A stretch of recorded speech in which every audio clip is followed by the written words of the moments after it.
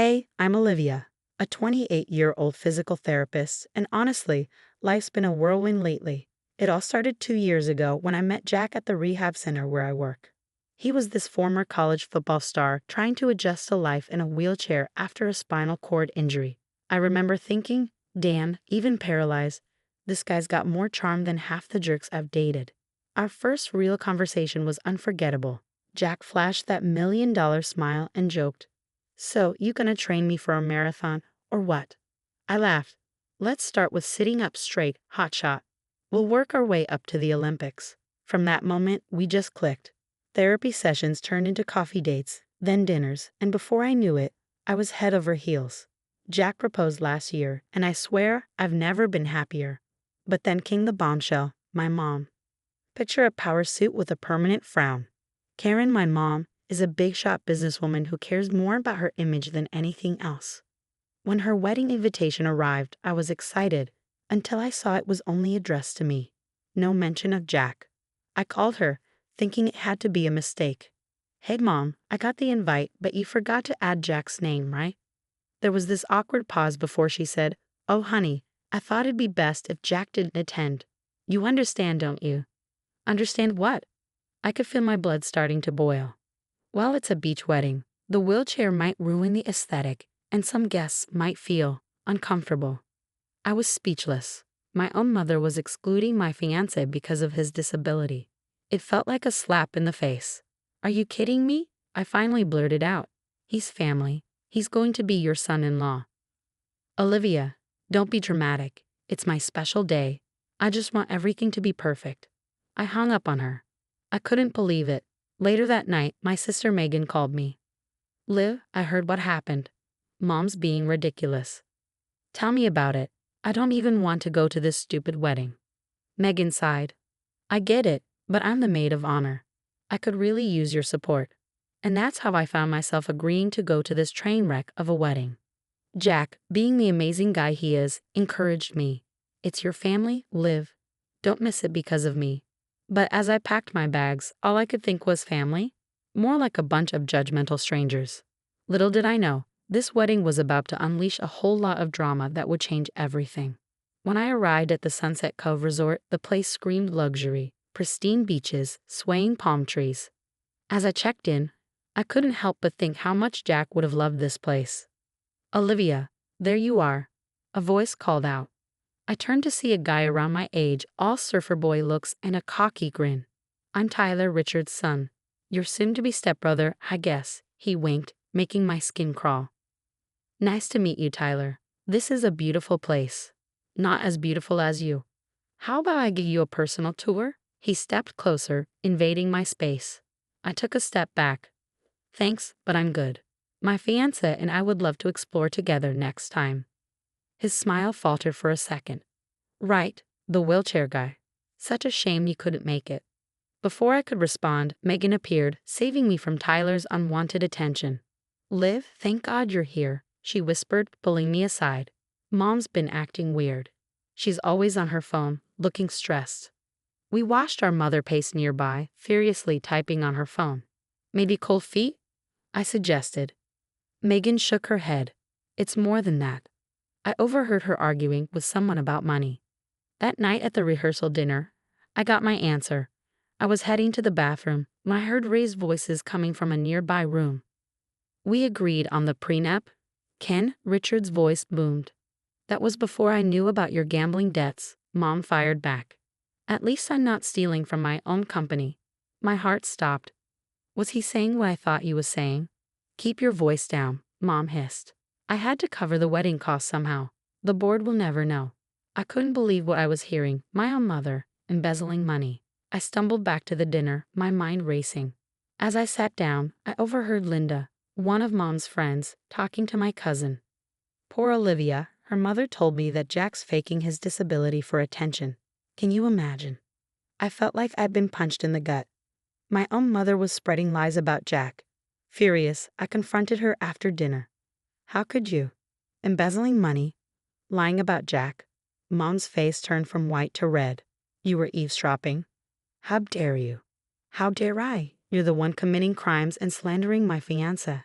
She grabbed my arm, her nails digging into my skin. Listen here, Olivia. You will keep your mouth shut about what you heard. If you breathe a word of this to anyone, I'll cut you off so fast your head will spin. No more trust fund. No more financial support. Nothing. Do you understand me? I yanked my arm away, disgusted. Is that all you care about? Money and appearances. It's all that matters in this world, darling. The sooner you learn that, the better. As she walked away, I realized the mother I thought I knew was gone. In her place stood a stranger, and I had no idea what to do next.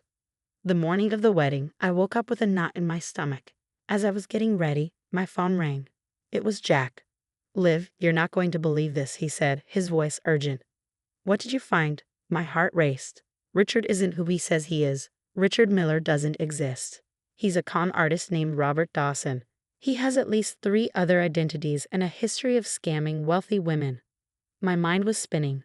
"Are you sure?" "Positive. I've got proof. Police reports, newspaper articles, everything." I thanked Jack and hung up, feeling sick. I had to tell Megan. I found her in the bridal suite, helping Mom get ready.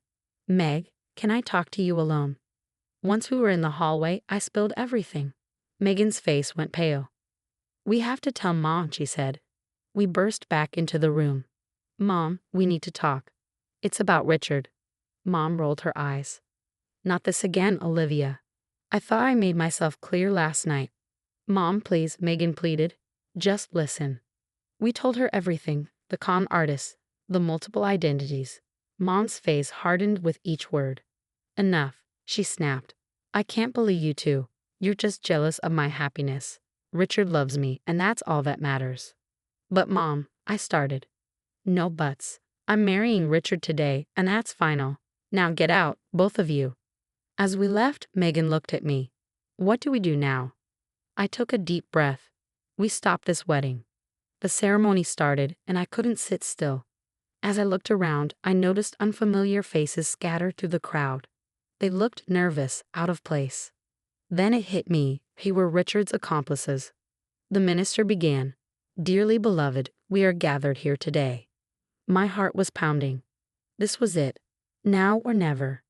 If anyone can show just cause why this couple cannot lawfully be joined together in matrimony, let them speak now or forever hold their peace.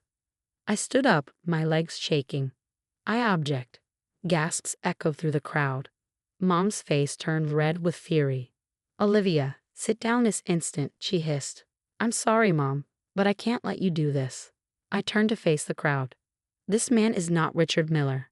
His real name is Robert Dawson, and he's a con artist." Chaos erupted. Richard's face contorted with rage. "You little," he snarled, lunging towards me. Before Richard could reach me, 2 burly security guards grabbed him. I took them off earlier, just in case. "Let go of me," Richard shouted, struggling against their grip. Mom stood frozen, her face a mask of shock and disbelief. "Richard, is this true?" she asked, her voice trembling. He didn't answer, just kept fighting against the guards. I pulled out my phone, showing Mom the evidence Jack had sent me. "It's all here, Mom. Police reports, newspaper articles, he's done this before." The unfamiliar faces in the crowd began to scatter, trying to escape, but more security was waiting outside. As they led Richard away, Mom collapsed into a chair, her perfect wedding dress crumpling around her. "How could I have been so blind?" she whispered, tears welling in her eyes. I knelt beside her, feeling a mix of relief and sadness. "It's over now, Mom. He can't hurt you anymore." As the guests murmured in shock, I caught Megan's eye. She gave me a small, sad smile. We had stopped the wedding, but at what cost? I had a feeling our family would never be the same after this. In the weeks following the wedding disaster, life became a whirlwind. Mom's company launched an investigation, and it didn't take long for them to uncover her embezzlement. I'll never forget the day she called me. Her voice was broken. "Olivia, I've been fired. The board knows everything." I didn't know what to say. Part of me felt she deserved it, but another part ached for her. "What are you going to do?" "I don't know," she sighed. "My lawyer says I might face jail time." As news spread about Richard's cons and Mom's crimes, my phone blew up with calls from relatives. Aunt Linda's call stood out. "Olivia, I'm so sorry about what I said about Jack. Your mother told us such horrible lies. It's okay, Aunt Linda, I said. You didn't know. Megan and I met for coffee a few weeks later. She looked different, more determined. Liv, seeing how you stood up for Jack inspired me. I want to become a disability rights advocate. I couldn't help but smile. Meg, that's amazing. I want to make a difference, like you did. One day, Mom showed up at my apartment unannounced. She looked terrible, nothing like the polished businesswoman I'd grown up with. Olivia, she began, her voice soft. I know I don't deserve your forgiveness, but I'm so sorry for everything. Can we start over? I took a deep breath. Mom, I appreciate you saying that, but I can't just forget everything that's happened. You hurt me, you hurt Jack, and you lied to our entire family. I need time. But Olivia. No, Mom. I'm sorry, but no. I think you should leave. 6 months flew by, and before I knew it, it was my wedding day. Jack and I kept it simple, a small ceremony in a beautiful, accessible garden. As I walked down the aisle, I saw the faces of people who truly loved and supported us. Megan, my maid of honor, beamed with pride. Jack's eyes lit up as I approached. You look beautiful, he whispered. After the ceremony, Jack and I announced our new venture, a nonprofit dedicated to helping disabled individuals find employment and independence. The support we received was overwhelming. Months later, we held our first charity gala. As I stood on stage with Jack, looking out at the crowd, I felt a sense of purpose I'd never experienced before. Together, we can break down barriers and create a more inclusive world. I said into the microphone, squeezing Jack's hand. The applause was deafening. Meanwhile, across town in a small, dingy apartment, Mom sat alone. After her legal troubles, she had taken a job as a cashier, the only place that would hire her. The TV flickered with news coverage of our gala. Local couple Olivia and Jack Thompson made waves tonight with their successful charity event, raising over $1 million for disability employment initiatives. Mom stared at the screen, seeing Jack and me smiling, surrounded by supporters. With trembling hands, she reached for the remote and turned off the TV. In the silence of her empty apartment, the full weight of what she'd lost finally sank in. As for me, I had found my happiness, my purpose, and my true family. Sometimes the most beautiful things grow from the darkest moments, and I wouldn't change a thing. If you were in Olivia's shoes, would you have forgiven your mother, Karen, for her actions? Or do you agree with Olivia's decision to cut ties? Consider the depth of Karen's betrayal, from excluding Jack due to his disability, to embezzling money and spreading harmful lies. At what point do toxic family members become irredeemable?